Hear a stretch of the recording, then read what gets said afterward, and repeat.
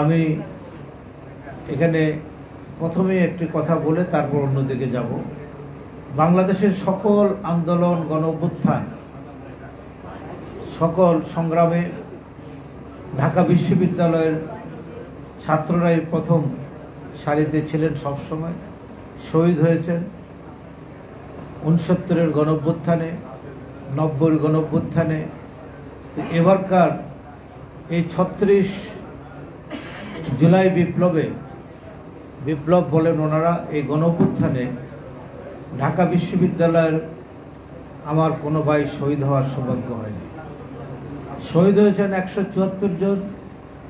বিভিন্ন বেসরকারি বিশ্ববিদ্যালয়ের, স্কুল, কলেজের ছাত্ররা এই জুলাইয়ের 1 তারিখ থেকে 5 আগস্ট পর্যন্ত তারা জীবন দিয়েছেন এবং তাদের এই ছাত্র ভাইদের জীবনের ত্যাগের বিনিময়ে এই অভ্যুত্থানটি ঘটেছে।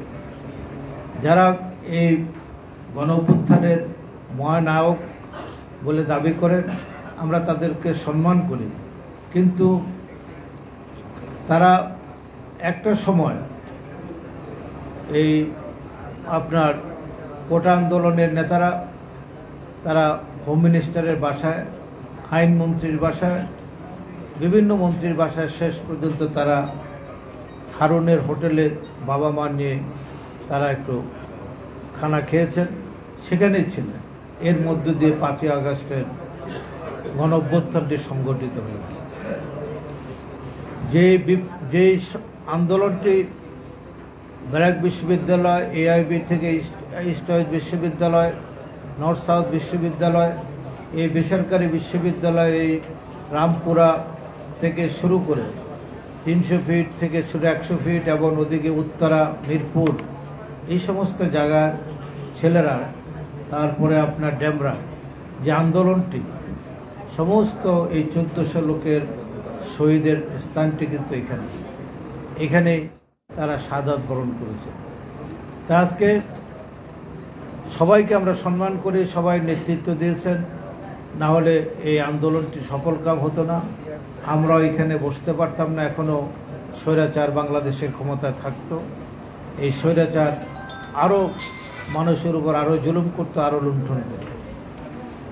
এই স্বৈরাচারের বিরুদ্ধে আন্দোলন সংগ্রামে আমরা 17টি বছর বিএনপির নেতৃত্বে, অন্যান্য রাজনৈতিক দলের নেতৃত্বে আমরা রাজপথে ছিলাম। আমরা আন্দোলন সংগ্রাম করেছি। প্রায় 20,000-এর অধিক বিরোধী দলের নেতাকর্মী পুঙ্গত্ব বরণ করেছেন। এই সময় 2,000-এর অধিক আমাদের নেতাকর্মী গুম হয়েছেন, বিএনপি মৃত্যুবরণ করেছেন। 65 লক্ষ বিএনপির নেতাকর্মীর বিরুদ্ধে মামলা হয়েছে। কারোর বিরুদ্ধে শতাধিক, 200-250 পর্যন্ত মামলা। আমার বিরুদ্ধে 160টি মামলা ছিল। আমাদের হয় রাজপথ, আমাদের দেখা হতো হয় কোর্টের বারিন্দায়, না জেলখানা, এটাই আমাদের ঠিকানা ছিল। বিএনপির অনেক নেতাকর্মী আছেন, বাবার জানাজা পড়তে পারে নাই, মায়ের জানাজায় অংশগ্রহণ করতে পারে নাই, বোনের বিয়ে হয়েছে বাড়িতে যেতে পারে নাই। দীর্ঘকাল বিভিন্ন জায়গায় ঢাকা শহরের আমার মনে হয় শতকরা 80টি ফ্ল্যাটের যারা কেয়ারটেকার, দারোয়ানের কাজ করেছেন, তারা সবাই মফস্বল বিএনপির নেতাকর্মী। ঢাকা শহরে তারা হকারি করেছেন, রিক্সা চালিয়েছেন, অটোরিক্সা চালিয়ে তারা এখানে ছিলেন, চট্টগ্রামে ছিলেন, বিভিন্ন জায়গায় ছিলেন। এক জেলা থেকে আরেক জেলায় গিয়ে বসবাস করেছেন। কেউ কবরস্থানে রাত্রি যাপন করেছেন, কেউ বাগানে, সুপারি বাগানে বলেন, বিভিন্ন বাগানে তারা বাস করেছেন। এইভাবে জীবনযাপন করেছেন। এই 17টি বছর এই আন্দোলনের রাস্তাটি তৈরি করেছেন বিএনপির নেতাকর্মীরা, সাথে অন্যান্য রাজনৈতিক দলের নেতাকর্মীরাও ছিলেন। আমরা দীর্ঘ সময় আলাপ আলোচনা করে 2 বছর 42টি রাজনৈতিক দলের সাথে আলাপ আলোচনা করে, আমি ওই কমিটির একজন মেম্বার ছিলাম। তারেক রহমান আরও 3 বছর আগে 2022 সালে আপনার 31 দফা জাতির সামনে উপস্থাপন করেছে।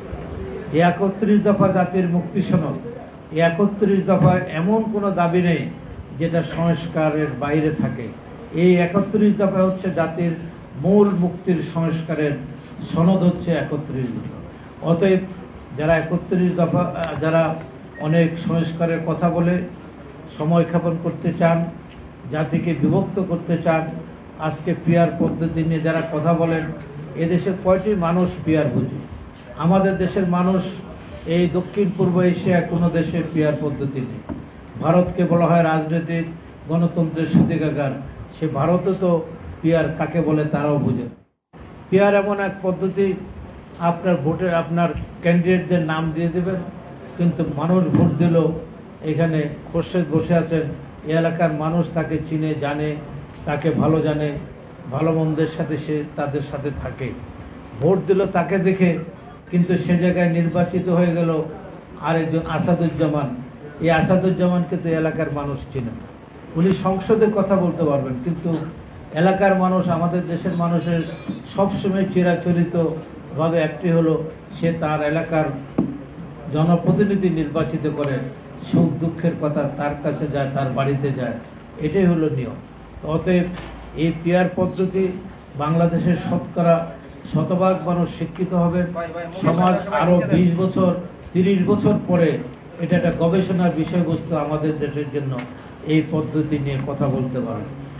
তাই আজকে যারা এই পিয়ার নিয়ে কথা বলছেন তাদের আমি একটি কথা বলি, 1996 সালেও তারা বিএনপির সাথে, এর আগে 91 সালে শেষ দিকে ছিলেন জামাত ইসলাম, তারা সংসদে এই তত্ত্বাবধায়ক সরকারের একটি বিল নিয়ে এসেছিলেন।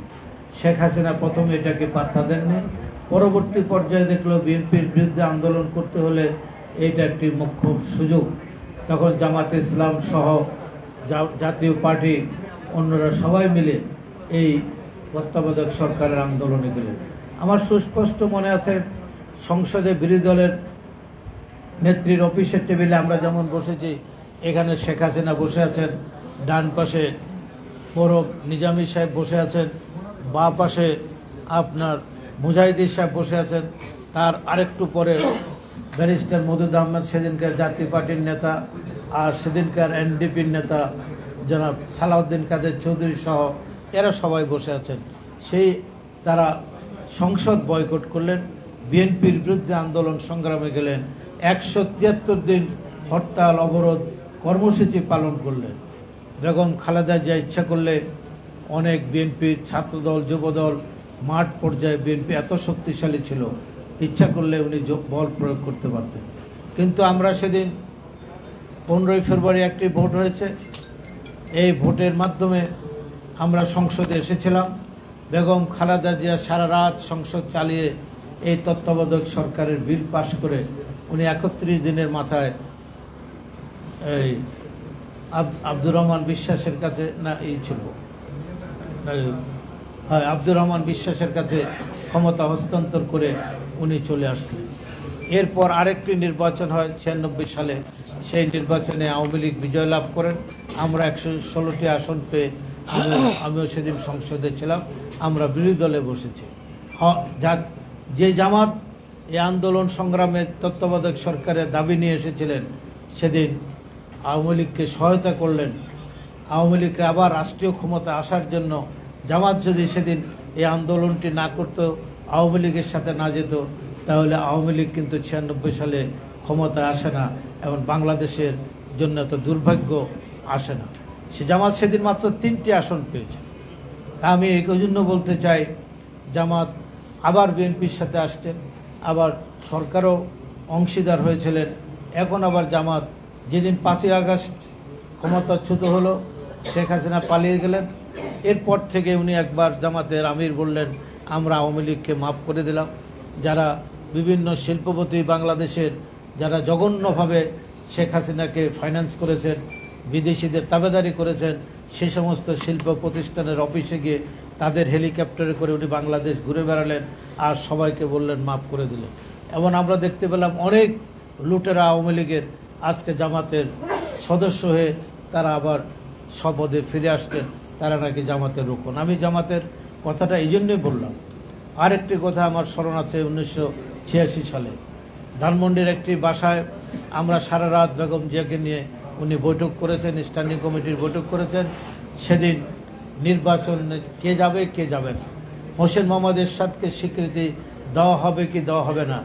আমরা দেখলাম সারা রাত মিটিংয়ের পরে অনেক আগেই মধ্যরাত্রিতে শেখ হাসিনা, জামাত ইসলাম সহ বাংলাদেশের সমস্ত রাজনৈতিক দল নির্বাচনে চলে গেলেন। সকালে ফজরের নামাজের আজানের পর বেগম খালেদা জিয়া সাংবাদিক সম্মেলন করলেন। উনি সুস্পষ্টভাবে বললেন, হোসেন মোহাম্মদ এরশাদকে স্বীকৃতি দেওয়ার জন্য আমি বেগম খালেদা জিয়া বিএনপিকে নিয়ে নির্বাচনে যাব না। উনি সুস্পষ্টভাবে, কিন্তু সেদিন জামাত সহ আওয়ামী লীগ সহ অন্যান্য রাজনৈতিক দলগুলো সেদিন নির্বাচনে অংশগ্রহণ করলেন এবং হোসেন মোহাম্মদ এরশাদকে স্বীকৃতি দেওয়া হলো, একটা পার্লামেন্টে উনি যেতে পারলেন। তাই আজকে বাংলাদেশের অনেক রাজনীতির কথা, আজকে যে পিয়ারের কথাটা, এটাও আজকে জাতিকে বিভক্ত করার জন্য। আমাদের দেশের মানুষ যে জিনিসটি জানে না, চিনে না, সেই পিয়ারটি নিয়ে আবার জামাত বাংলাদেশের মাঠে হাজির হয়েছে। এটা কাদের স্বার্থে? আজকে আমরা কাদা ছড়াছড়ি করছি, একে অপরের বিরুদ্ধে কথা বলছি, কিন্তু যারা এই 17 বছর দেশটাকে লুণ্ঠন করে 30 লক্ষ কোটি টাকা বিদেশে পাচার করে নিয়ে গেল, যারা এই দেশের মানুষের উপর অত্যাচার করলেন, 10,000-এর অধিক মানুষকে হত্যা করলেন, হাজার হাজার নেতা কর্মীকে পুঙ্গত্ব বরণ করতে হলো, এবং তাদের কথা কেউ আজকে বলছেন না। বলছে কাদের কথা? অমুকে লুট করছেন, অমুকে দোকান দখল করেছেন, অমুকে ওইখান থেকে আপনার জবরদস্তি চাঁদাবাজি করেছেন। কিন্তু লক্ষ লক্ষ কোটি টাকা যারা লুণ্ঠন করলো এই 17 বছরে, সেই সময় তো কোনো সাংবাদিক ভাইরাও এদের লুটের কথা, দখলের কথা সঠিকভাবে লেখেন নাই, বা প্রিন্ট মিডিয়া ওইভাবে, ইলেকট্রনিক্স মিডিয়া ওইভাবে আসে নাই। এবং এদেশের বরেণ্য অনেক সাংবাদিক ভাইরা এই তোয়াজ করে নিজেদের ভাগ্য পরিবর্তন করেছে। তাই আজকে মিডিয়াকে অত্যন্ত সুস্পষ্টভাবে, মিডিয়ার 66 জন এই 17 বছরে শহীদ হয়েছে। সাগর রুনির হত্যার বিচার এখনও বাংলাদেশে হয়নি। তাই আমরা বলতে চাই, আগামী দিনের বাংলাদেশ গড়তে হলে একটি জিনিস আমরা 2022 সালের তারেক রহমান যেটি জাতির সামনে হাজির করেছেন, 42টি রাজনৈতিক দলকে নিয়ে